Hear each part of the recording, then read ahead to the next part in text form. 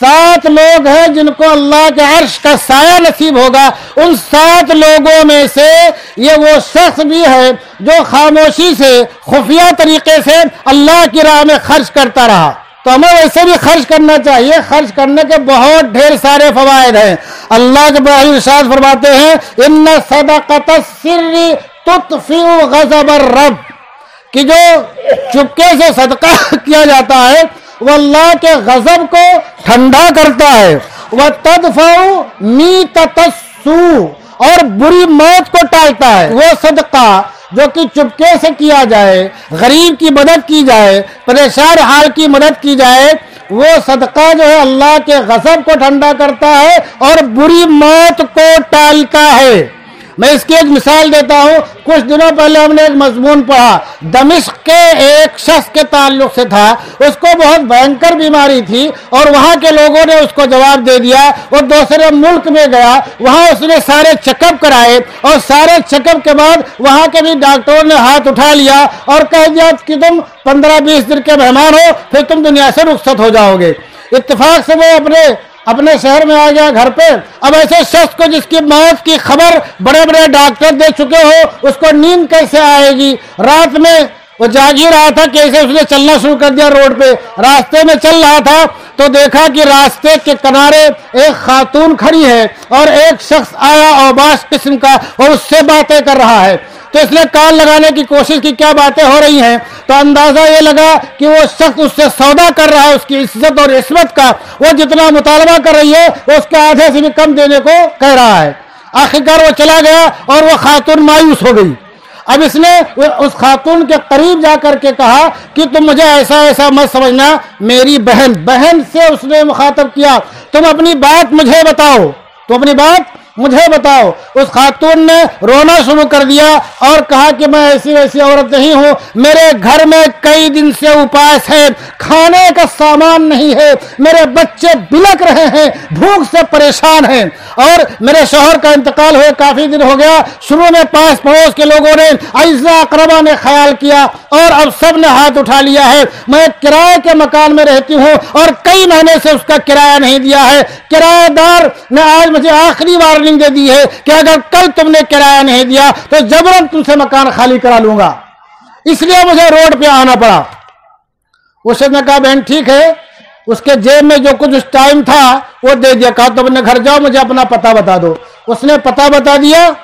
اس نے رات ہی میں اپنی ویگن نکالی، اسٹور گیا اور پورے مہینے کا راشن بھرا اور ڈھیر سارا روپیہ لے کر کے اس پتے پر پہنچ کے رات ہی اس گھر میں پہنچا دیا. اور اس کے بعد کہا کہ ہر مہینے تمہیں راشن اور مہینے کا پورا خرچہ آتا رہے گا.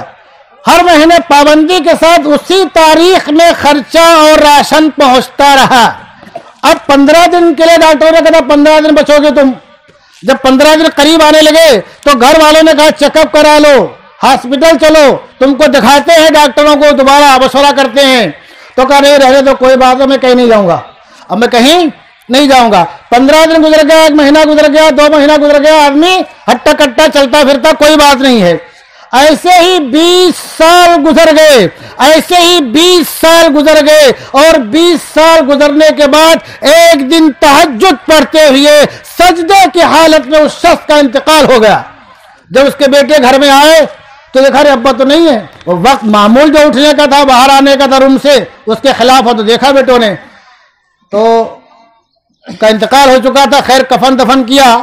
تو چونکہ ایسے وقت میں عام طور سے لوگ بعض دفعہ جو ہے بہت سی باتیں سوچتے ہیں لیکن کر نہیں پاتے غم کی وجہ سے.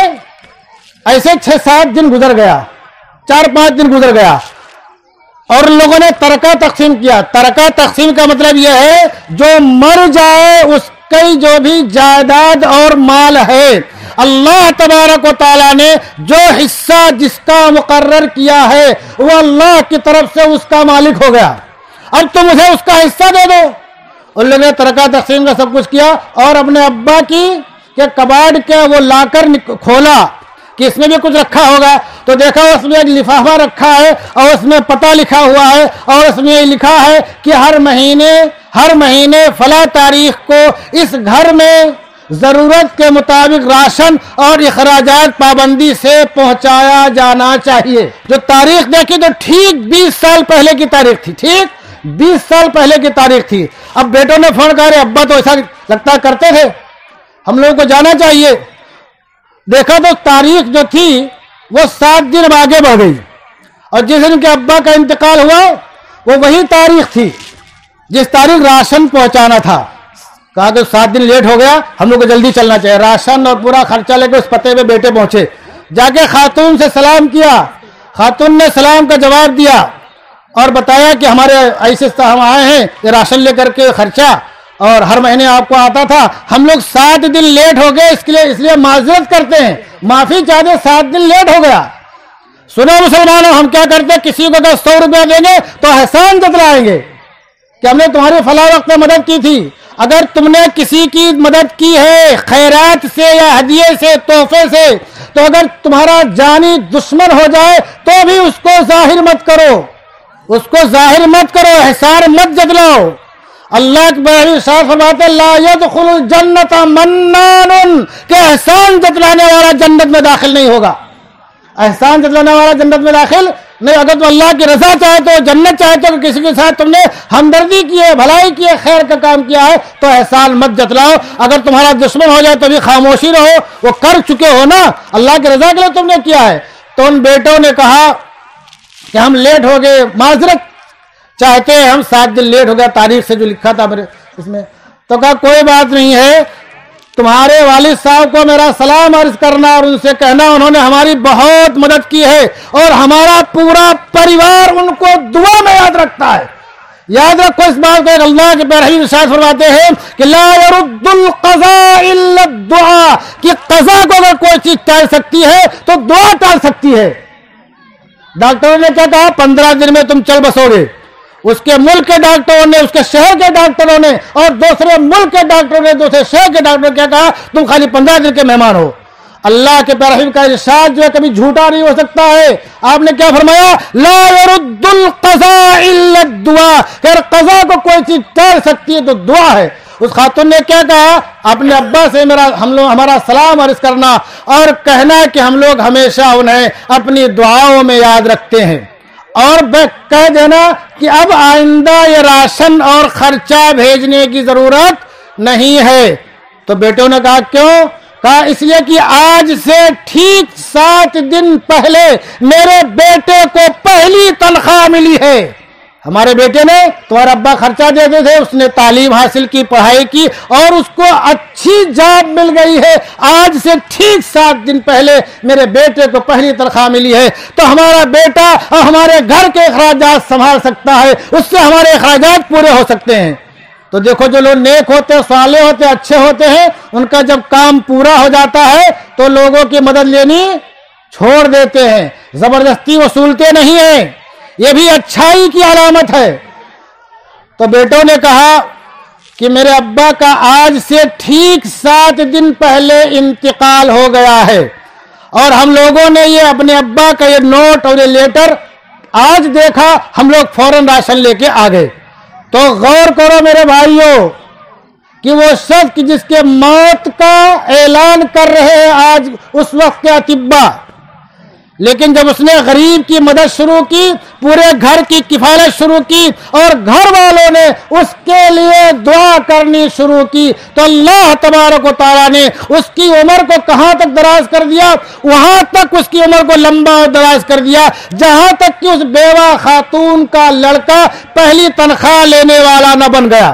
تو اللہ کے محبوب کا جو ارشاد ہے کہ ان صدقۃ السر لتطفئ غضب الرب، کہ جو چپکے سے صدقہ خیرات کیا جاتا ہے وہ اللہ کے غضب کو ٹھنڈا کرتا ہے، وَتَدْفَعُ مِيتَةَ السُّوءِ، اور بری موت سے بچاتا ہے۔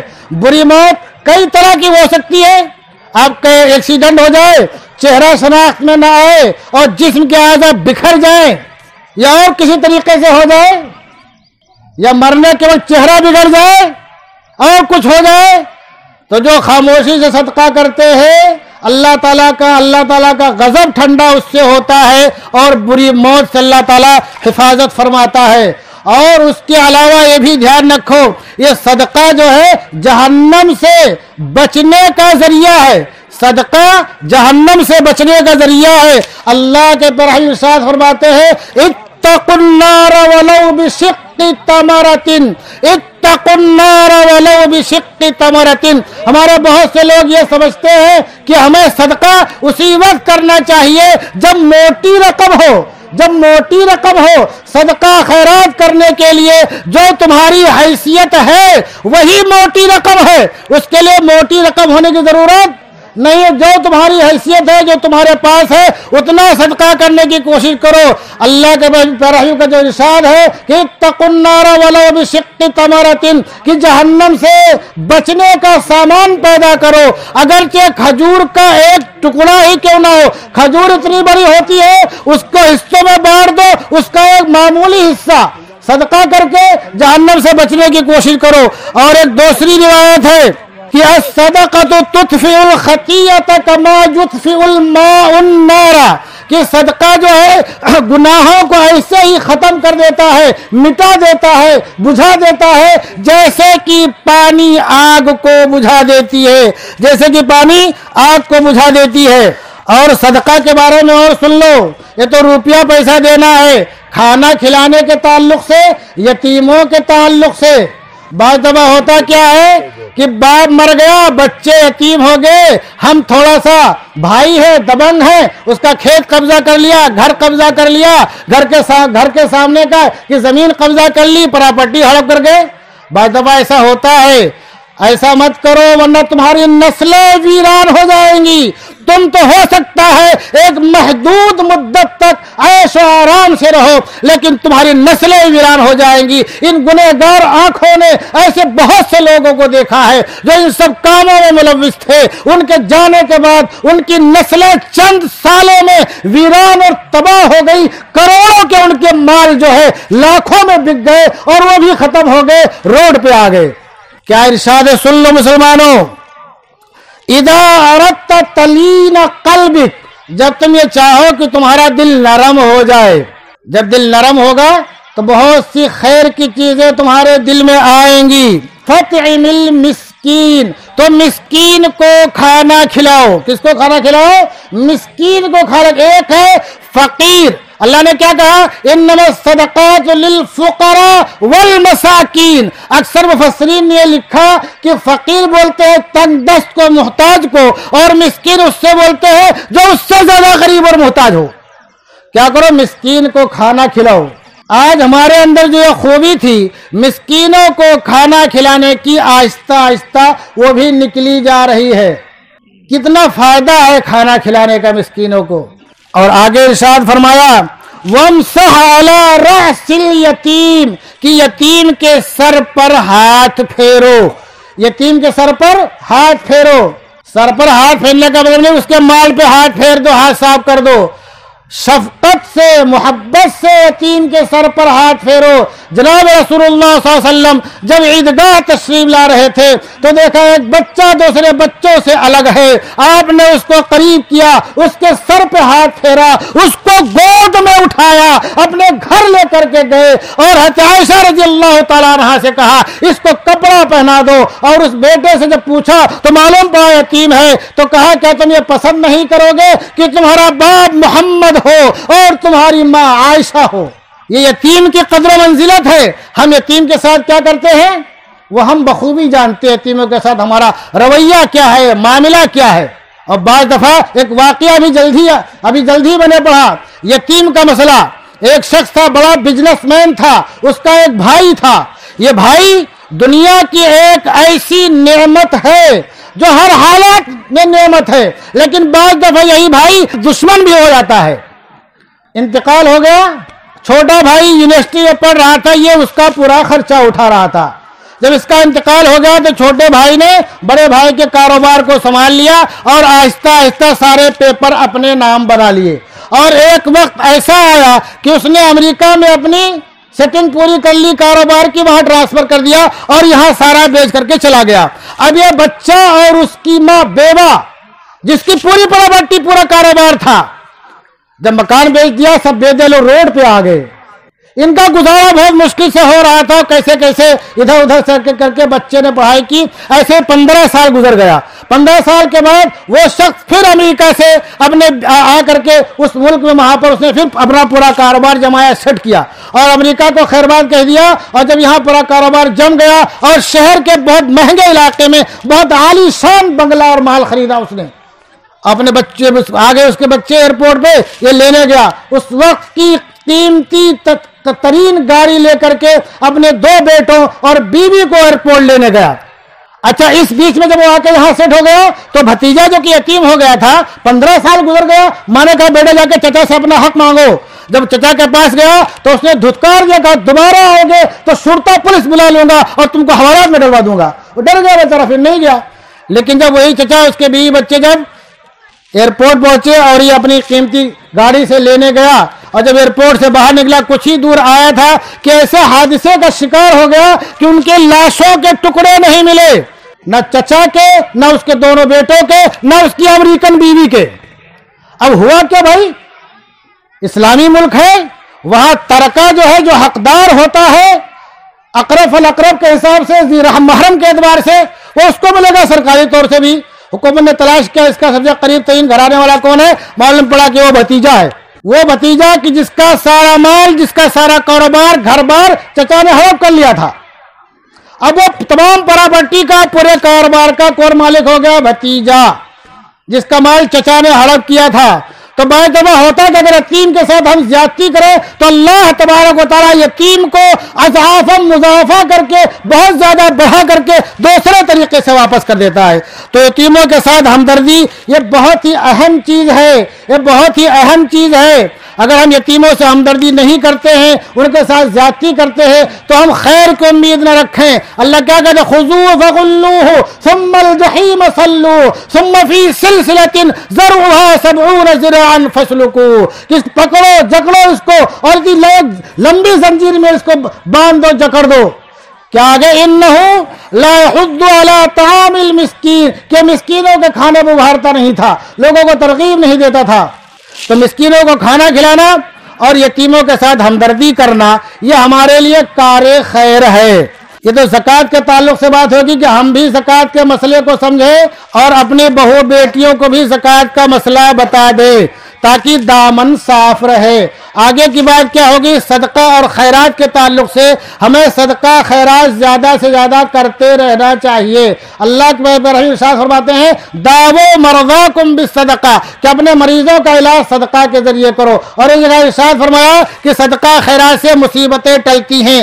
آج ہر چہار جانب سے جو مصیبتیں ہیں ان حالات میں بھی ہمیں صدقہ خیرات کرتے رہنا چاہیے، بخل سے بالکل کام نہیں لینا چاہیے. جو میں نے متفق علیہ روایت پڑھی تھی، اللہ کے برائے ارشاد فرماتے ہیں کہ جب انسان صبح کرتا ہے تو 2 فرشتے اترتے ہیں اور کیا کہتے ہیں؟ اے اللہ جو تیری راہ میں خرچ کرنے والا ہو تو اسے اس کا بدل عطا فرما. جو آدمی خرچ کرتا ہے، صدقہ کرتا ہے، خیرات کرتا ہے تو اللہ تعالیٰ اسے اس کا بدل عطا فرماتا ہے. اور دوسرا فرشتہ کیا کہتا ہے؟ اے اللہ جو تیری راہ میں خرچ کرنے والا نہ ہو، بخیل ہو، روک کر رکھنے والا ہو تو اس کے تلف آتی تلفا، اس کے لیے ٹوٹا آتا، کہیں اس کا نقصان ہو، گھاٹا ہو، خسارہ ہو. تو ہمیں صدقہ خیرات میں بہت زیادہ دلچسپی لینی چاہیے ان حالات میں خاص طور سے، تاکہ اللہ تبارک و تعالی بلا اور مصیبتوں کو ہم سے اور تمام مسلمانوں سے دور کرے. عید الفطر کے تعلق سے موٹی موٹی باتیں یہ ہیں کہ صدقہ فطر ہمیں یہاں آنے سے پہلے ادا کر دینا چاہیے، یہ بہتر ہے. ہم نماز کے بعد کا انتظار کرتے ہیں. اگر ہمارے ذہن میں یہ ہے کہ ہمارے گاؤں کے علاقے کے لوگ آئیں گے نماز کے بعد فطرہ لینے تب ہم ان کو دیں گے، تو آپ نماز کے بعد جو دینا ہے دوسری رقم دے دو، ایسے صدقہ خیرات دے دو، لیکن نماز کو آنے سے پہلے آپ فطرہ ادا کر دو. دوسری بات یہ ہے کہ جناب رسول اللہ صلی اللہ علیہ وسلم کا طریقہ یہ تھا، بخاری کی روایت ہے کہ اذا کان یوم عید الفطر خالف الطریقہ، کہ آپ راستہ بدل دیتے تھے، راستہ بدل دیتے تھے. ہمیں اگر ہم جس راستے سے آئے ہیں اگر ہم سنت پر عمل کرنا چاہیں، کتنا آسان راستہ ہے، بہت ہی سستا ہے، ثواب بھی ملے گا، سنت عمل ہو جائے گا. جس راستے سے ہم آئے ہم دوسرے راستے سے چلے جائیں. اور ایک دوسری روایت ہے کہ اللہ کے بارے ارشاد فرماتے ہیں زینوا اعیادکم بالتکبیر، کہ اپنی عیدوں کو تکبیر کے ذریعے زینت دو. کیا دو؟ زینت دو. اب تکبیر کیا ہے؟ ہم کو آتے ہوئے آہستہ آہستہ تکبیر کہتے ہوئے آنا چاہیے اور جاتے ہوئے آہستہ آہستہ تکبیر کہتے ہوئے جانا چاہیے. میں تکبیر دہرا دیتا ہوں. اللہ اکبر لا الہ الا اللہ واللہ اکبر وللہ الحمد. دوبارہ بول دیتا ہوں میں. اللہ اکبر لا، پہلے 2 بار اللہ اکبر، پھر کیا ہے؟ لا الہ الا اللہ ہے، پھر کیا ہے؟ واللہ اکبر، آخر میں کیا ہے؟ وللہ الحمد. اللہ اکبر لا الہ الا اللہ واللہ اکبر وللہ الحمد. ہم جس راستے سے آئے ہیں اس راستے کو چھوڑ کر کے دوسرے راستے سے جائیں. اس کا بہت بھاری فائدہ ہوتا ہے دنیاوی اعتبار سے. تو یہ ہوگا کہ لوگ دیکھیں گے، سوچیں گے، سمجھیں گے کتنے لوگ ہیں، کون لوگ ہیں. اور اخروی اعتبار سے کیا ہوگا کہ جناب رسول اللہ صلی اللہ علیہ وسلم کی سنت پر عمل کرنے کا ہمیں ثواب ملے گا.